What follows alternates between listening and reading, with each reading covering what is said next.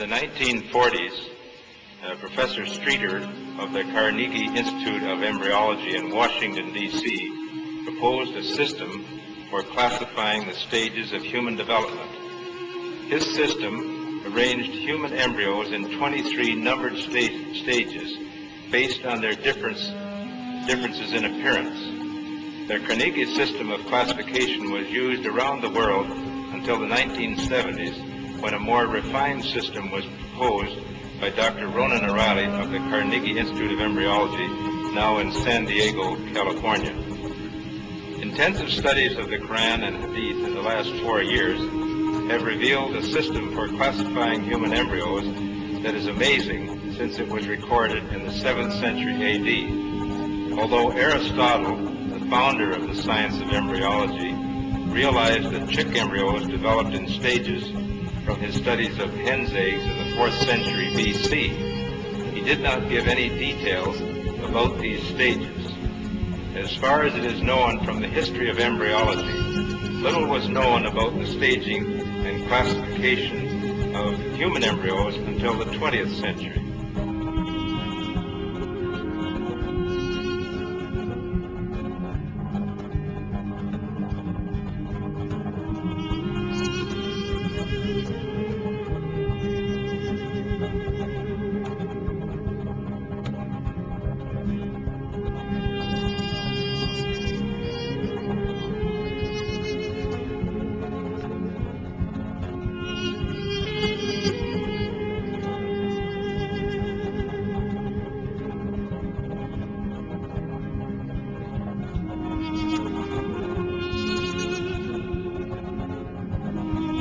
First stage is an adapt, and you'll have to apologize my pronunciation.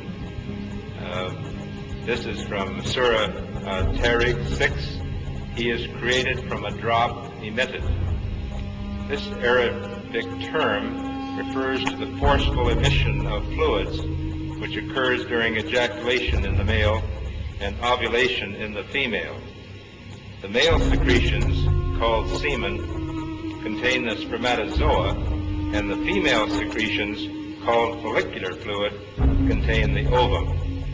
This is the stage of fertilization and the nutfa, and after this is what we call the zygote, referred to in the Quran as the nutfa, and the nutfa undergoes division, which we call cleavage, as it passes down the uterine tube.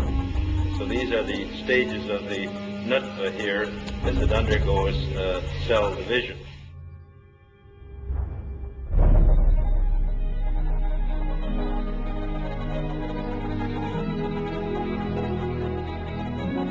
Another important aspect of the information mentioned in the verses of the Quran is the developmental stages of a human in the mother's womb.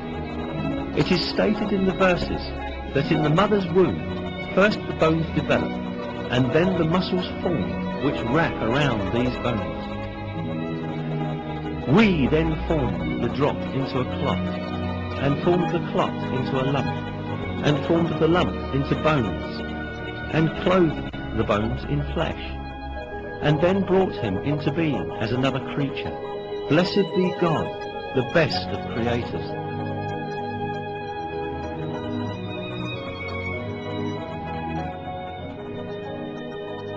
Embryology is a branch of science that studies the development of embryos in the mother's womb. Until very recently, embryologists assumed that the bones and muscles in an embryo developed at the same time.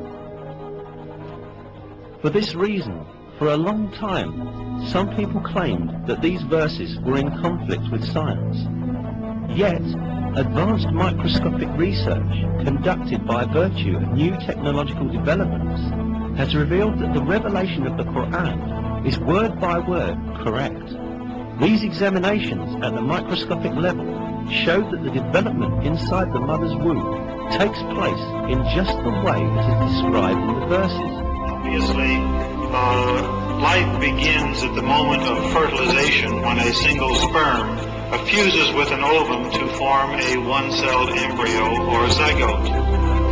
At this moment, the ultimate character of that new individual is decided. The Quran recorded these facts 1400 years ago.